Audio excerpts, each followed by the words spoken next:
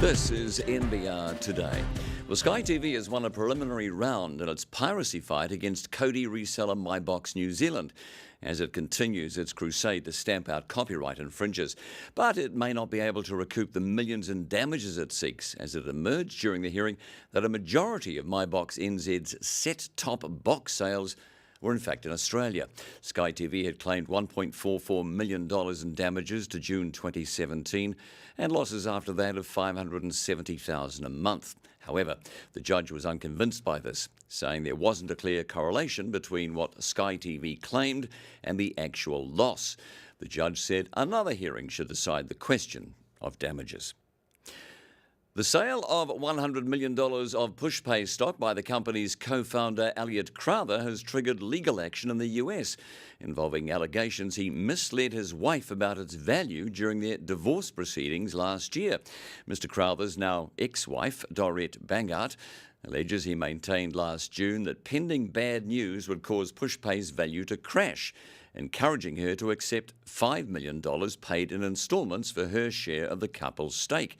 In 3 subsequent transactions, Mr. Crowther sold the holdings for $109.4 million, the bulk of it through a $100 million book build in mid-June this year.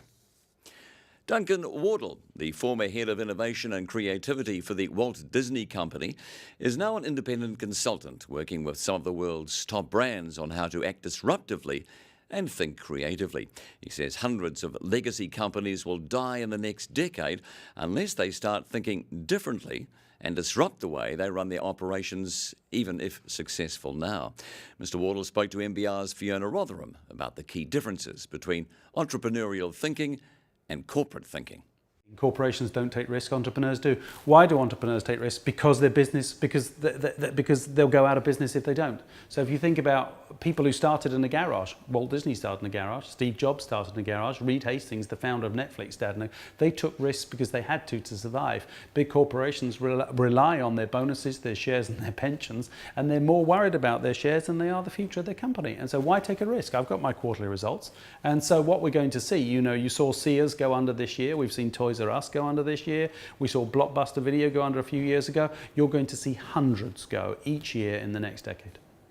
It's been a year since the coalition took power, and National claims the government is most vulnerable over rises in the cost of living.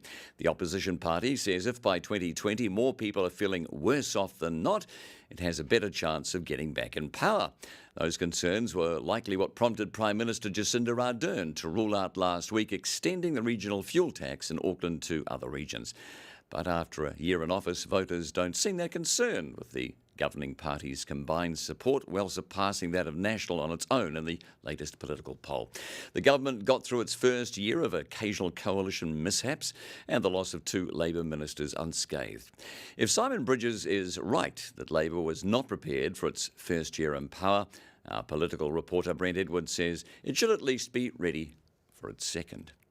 In Shoeshine this week, it takes a look at the stock exchange operator NZX, which is trying hard to remain relevant despite a recent spate of takeover bids for listed companies. In the past week alone, chicken producer Tegel Group has delisted after being bought by Philippines poultry group Bounty Fresh Foods, and indicative takeover offers have been made for restaurant brands and SLI systems. The spate of listed company takeovers follows more activity in the general mergers and acquisition area, but they spell headaches for the listed market operator. It's keen to get new listings onto the New Zealand exchange, but is having relatively little success.